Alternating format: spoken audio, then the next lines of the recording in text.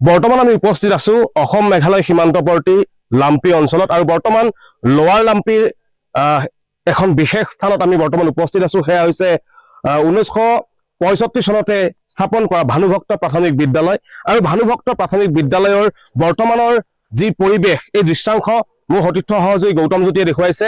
এয়া ভানুভক্ত প্ৰাথমিক বিদ্যালয় লাম্পি লোৱাৰ লাম্পি অঞ্চলত অৱস্থিত এই ভানুভক্ত প্ৰাথমিক বিদ্যালয়খনৰ পৰিৱেশ দেখুৱাইছে গৌতম জ্যোতিয়ে। 1965 চনতে স্থাপন কৰা এইখন হৈছে ভানুভক্ত প্ৰাথমিক বিদ্যালয়। কিন্তু আজি কপতি ইমান দিনে এতিয়ালৈকে এই বিদ্যালয়খন ঠিক একেদৰে আছে। কিন্তু যদিহে আমি সম্ভৱ হয় কেমেৰা জুম কৰি গৌতম জ্যোতিয়ে দেখুৱাব, এই যি ভানুভক্ত প্ৰাথমিক বিদ্যালয়, এই বিদ্যালয়খনৰে নাতি দূৰত অৱস্থিত সেয়া হৈছে মেঘালয় চৰকাৰে অসমৰ ভূমিত নিৰ্মাণ কৰা এখন বিদ্যালয়। বিগত 5 বছৰ পূৰ্বে উক্ত বিদ্যালয়খন মেঘালয় চৰকাৰে অসমৰ ভূমিত এই লাম্পি অঞ্চলত নিৰ্মাণ কৰিছিলে আৰু আজি সেই বিদ্যালয়খন উন্নীত হৈছে উচ্চতৰ মাধ্যমিক বিদ্যালয়লৈকে। আৰু এয়া হৈছে অসম চৰকাৰৰ আচলতে নিৰ্বিকাৰ ভূমিকা। অসম চৰকাৰে এই সীমান্তৱৰ্তী অঞ্চলসমূহ মাহিয়াই দৃষ্টিৰে চোৱাৰ পৰিণতিতে এনেদৰে আচলতে মেঘালয়ে প্ৰতিটো দিনে প্ৰতিটো পলেই মেঘালয় চৰকাৰে অসমৰ ভূমিত আগ্ৰাসন অব্যাহত ৰাখিছে।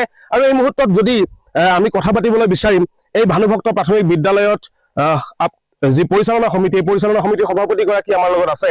ইতিমধ্যে বকো ছয়গাঁও সমষ্টিৰ বিধায়কগৰাকী ৰাজু মেচ ডাঙৰীয়াই পবিত্ৰ অসম বিধানসভাৰ মজিয়াত ইতিমধ্যে লাম্পি অঞ্চলৰ বিভিন্ন দুৰ্দশা, বিভিন্ন অভাৱ অনাটনৰ বিষয়ে ইতিমধ্যে উত্থাপন কৰিছে। আৰু ঠিক একেদৰে এই ভানুভক্ত প্ৰাথমিক বিদ্যালয়খনৰ কথা আমাৰ আজি দৃষ্টিগোচৰ হৈছে যে ভানুভক্ত প্ৰাথমিক বিদ্যালয়ৰ নাতি দূৰত মেঘালয় চৰকাৰে কিন্তু এখন উচ্চতৰ মাধ্যমিক বিদ্যালয় নিৰ্মাণ কৰিছে। অথচ অসম চৰকাৰে বৰ্তমানলৈকে লাম্পি অঞ্চলত তেনেকুৱা কোনো ব্যৱস্থা কৰিবলৈ সক্ষম হোৱা নাই বা কৰা নাই। কি ক'ব এই ক্ষেত্ৰত? চাওক, আজি লাম্পি হ'ল এটা সীমামূৰীয়া অঞ্চল। ইয়াতে চৰকাৰে কিছুমান বস্তু নিদিয়া নহয়, দিছে, কিন্তু তাক উন্নতিকৰণ আজিলৈকে কৰা নাই। চাওক, আজি 1965 চনত এটা ভানুভক্ত LP স্কুল চৰকাৰীভাৱে লোৱা হৈছে। স্থাপন কৰাটো হেৰিত 65 চনত, কিন্তু হেৰি কৰাটো হ'ল কিমান 22ত এনালগেশ্যন নাই। এইটো স্কুলটো কি হ'ল, LP স্কুল এটা আছিল, কিন্তু আৰু এটা আছিল মাকৈবাৰীৰ এটা LP স্কুল আছিল। সেই LP স্কুলটো আনি ফালে ইয়াতে এনালগেশ্যন কৰি দিল।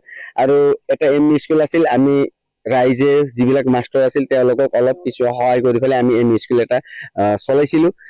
এতিয়া গভৰ্ণমেণ্টে কি কৰে, সেই স্কুলৰ পৰা ইয়াক এমালগেশ্যন কৰি পেলাই সেই স্কুলত এতিয়া ল'ৰা ছোৱালীৰ সংখ্যা দুটা স্কুল মিলাই পেলাই 85 হৈছে। 85ত এতিয়া তাৰে 5জন শিক্ষক আছিল। এতিয়া 5জন শিক্ষক আৰু ইয়াতে আছিল 3জন, ঠিকে চলি আছিল। কিন্তু এতিয়া চৰকাৰে কি কৰিল, সেই স্কুলৰ মাষ্টৰ একজন অৱসৰপ্ৰাপ্ত হৈ পেলাই তেওঁ গুচি গ'ল। তেতিয়া তাতে থাকি গ'ল হেৰি, আৰু 2জনতো ড্ৰপ আউট হৈ গুচি গ'ল।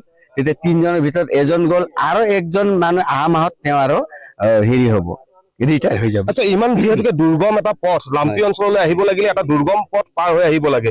এই লাম্পি অঞ্চলৰ যিসমূহ ছাত্ৰ ছাত্ৰী যদি কলেজ যাব লগা হয় বা উচ্চ শিক্ষাৰ বাবে যাব লগা হয়, কলৈকে যায়? বকলৈকে যাব লগা হয়। ইয়াৰ পৰা মাত্ৰ 40 কিলোমিটাৰ বকলৈকে যাই ফালেহে তেওঁলোকে উচ্চ শিক্ষা ল'ব লগা হৈছে। এই লাম্পি অঞ্চলত চৰকাৰীভাৱে উচ্চ শিক্ষা, এই যি প্ৰাথমিক বিদ্যালয়খন আছে, ইয়াৰ ওপৰত আৰু কিমানলৈকে আছে? হাইস্কুল নাই ইয়াতে। আমি বাৰম্বাৰ কৰ্তৃপক্ষক জনাইছো যে আমাক এটা হাইস্কুল দি দিয়ক, কিন্তু ইয়াতে কোনো হাইস্কুল নথকাৰ বাবে আমাৰ ইয়াতে ষ্টুডেণ্ট মোটামুটি 85% ষ্টুডেণ্ট আমাৰ খাচী স্কুলত পঢ়ি আছে। কিয়নো তেওঁলোকে আজি বকত যাই উচ্চ শিক্ষা ল'ব নোৱাৰিব, কিয়নো তেওঁলোকৰ আৰ্থিক অৱস্থা বেয়া, সেইকাৰণে ইয়াতে শিক্ষা দিছে। আৰু তেওঁলোকৰ ইয়াতে যেতিয়া মেট্ৰিক পাছ কৰাৰ পাছত তেওঁলোকে ক'তো যাব নোৱাৰে, এনে পঢ়াটো বাদ দিয়া যায়। দেখিবলৈ পাইছো ৰাস্তা পথ যিসমূহ আছে সেইসমূহ জহি খহি গৈছে বৰ্তমান। হয়, ৰাস্তাটো আজি চাওক বনাটো মোটামুটি 7-8 বছৰে হ'ল, কিন্তু অকল কন্ট্ৰেক্টাৰে বনাই আছে, খৰি আছে, বনাই আছে। কিন্তু আমি ভাল পথ আজিলৈকে নাপালো, যিহেতু আমি কোনো খাল নোহোৱা কৰি বা লেণ্ডশ্লাইড নোহোৱা কৰি একেৰাহে যাব পৰা অৱস্থা কত নাই, সব জৰাজীৰ্ণ। আপোনালোকে নিজে আহিছে, দেখিছে এই ৰাস্তাটো এনেকে সদায় কন্ট্ৰেক্টাৰে কামে কৰি আছে, কিন্তু এই কন্ট্ৰেক্টাৰজনেও এই বাৰিষাতে কাম কৰে, কিন্তু খৰালি টাইমত কোনো কাম নকৰে। যিহেতুকে এই লাম্পি অঞ্চলত মেঘালয়ৰ আগ্ৰাসন পূৰ্ণগতিত চলি আছে, আৰু মেঘালয়ে এই যি প্ৰাথমিক বিদ্যালয়খন ভানুভক্ত প্ৰাথমিক বিদ্যালয়ৰ ওচৰতে যিহেতুকে মেঘালয়ে আন এখন বিদ্যালয় নিৰ্মাণ কৰিছে, যিখন বৰ্তমান সময়ত উচ্চতৰ মাধ্যমিক বিদ্যালয়লৈকে ৰূপান্তৰিত হৈছে। অসম চৰকাৰে লাম্পি অঞ্চলক বা এই সীমামূৰীয়া অঞ্চলসমূহ ক'ৰবাত কোনোবাখিনিত মাহিয়াই দৃষ্টিৰে চাইছে নেকি বাৰু?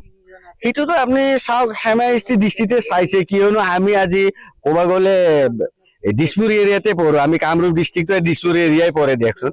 এতিয়া আজি ইমান 40 কিলোমিটাৰ নিলগত থকা এখন গাঁৱক যদি আজি হাইস্কুল এটা নাই, উচ্চ শিক্ষাৰ বস্তু একো নাই, সেই শিক্ষাটো নাথাকাৰ কাৰণে আমি হেমাইতে চকুৰে চোৱা বুলি ভাবো। এয়া আছিলে আচলতে যি ভানুভক্ত প্ৰাথমিক বিদ্যালয়ৰ পৰিচালনা সমিতিৰ সভাপতিগৰাকীৰ লগত আমি ইতিমধ্যে কথা পাতিছো।